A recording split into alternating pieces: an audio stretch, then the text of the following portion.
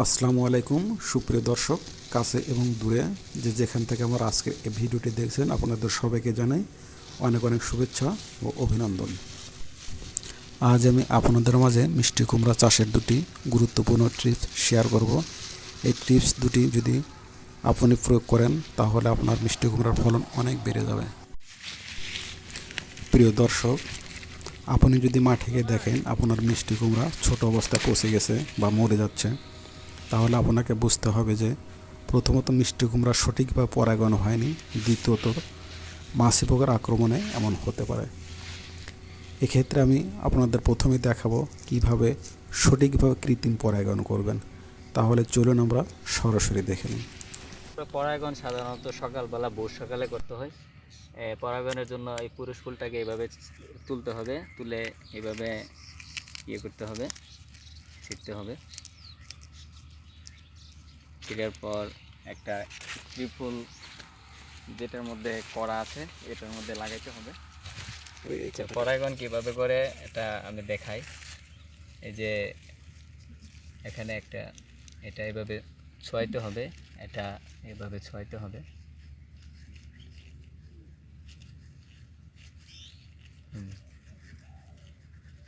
ছোঁয়ানোর পরে একটা পুরুষ ফুল দিয়ে 4 থেকে 5টি এরকম মিষ্টি কুমড়ার কড়া পরাগায়ন করা যায়। 4 থেকে 5টি। আর একটা মিষ্টি কুমড়া স্ত্রী ফুল, এর মধ্যে ফল ধরা আছে। আর এটা হলো পুরুষ ফুল। পুরুষ ফুল এরকমভাবে ছোঁয়াইতে হয়। এরকমভাবে ছোঁয়াই দিলাম আমি। এখানেও আরেকটা স্ত্রী ফুল আছে, স্ত্রী ফুলটা আমি এভাবে ছোঁয়াই দিলাম।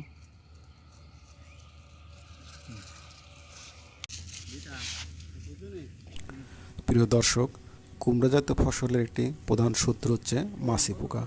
এই পোকার আক্রমণে 50% পর্যন্ত ফসল নষ্ট হতে পারে। তাহলে চলুন আমরা এখন দেখে নিই মাছি পোকার আক্রমণ থেকে মিষ্টি কুমড়া কীভাবে রক্ষা করবেন। আমি এখানে মিষ্টি কুমড়া বেগিং করেছি, কারণ এখানে আমি মিষ্টি কুমড়ার সাধারণত ফুলগুলা এগুলা সাধারণত সকালবেলা ফুটে। আর সকালবেলা আমি যখন পুরুষ ফুল ফুটে তখন এটার সাথে আমি পরাগায়ন করেছি। পরাগায়ন করার পর আমি পলি ব্যাগ করেছি। পলি ব্যাগ করার কারণ এটাই, যাতে এই মিষ্টি কুমড়াটার মধ্যে মাছি পোকা কোনো আক্রমণ করতে না পারে। আর এখন এই মিষ্টি কুমড়াটা বড় হয়েছে, আমি ব্যাগটা সরিয়ে দিব, কারণ এখন আর মাছি পোকা কোনো ক্ষতি করতে পারবে না। আমার এই চামড়াটা অনেক শক্ত হয়ে গেছে, মাছি পোকার যে আছে এটা এখানে ছিদ্র করতে পারবে না, এখন আর কোনো সমস্যা নেই। এখানে দেখেন আরেকটা, এটাও বড় হয়েছে, এটার মধ্যেও কোনো মাছি পোকা এখন আর আক্রমণ করতে পারবে না। আমি এটা সরিয়ে দিচ্ছি। দেখেন কত সুন্দর করা, মাশাআল্লাহ। আর সবগুলো এরকম বেগিং করা আছে, সবগুলোই বেগিং করা আছে, সবগুলোই এরকম দেখেন। এখানেও সবগুলাতেই বেগিং করা আছে, সবগুলা করার মধ্যে বেগিং করা। এই দেখেন এটাও বেগিং করা ছিল, এখন আমি এটা খুলে দিয়েছি। এরকম সবগুলাতেই এরকম আছে। প্রিয় দর্শক, আপনি এই চ্যানেলে নতুন দর্শক হয়ে থাকলে চ্যানেলটি সাবস্ক্রাইব করে পাশে থাকা বেল আইকনটি বাজিয়ে দিন। আর যদি সাবস্ক্রাইব করে থাকেন তাহলে অনেক অনেক ধন্যবাদ। নিশ্চয় আমার ভিডিওগুলো আপনাদের উপকারে আসবে। প্রিয় দর্শক, যদি আপনি বাণিজ্যিকভাবে মিষ্টি কুমড়া চাষ করে থাকেন তাহলে একটু কষ্ট করে হলেও কাজটি করুন। কোনোভাবেই আপনি আপনার কষ্টের ফসল নষ্ট হতে দিবেন না। আর যারা অল্প পরিসরে বা ছাদ বাগানে চাষ করেছেন তার অবশ্যই কাজটি করবেন।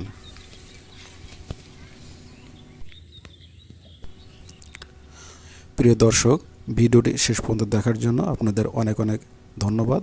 সবাই ভালো থাকবেন, সুস্থ থাকবেন। আল্লাহ।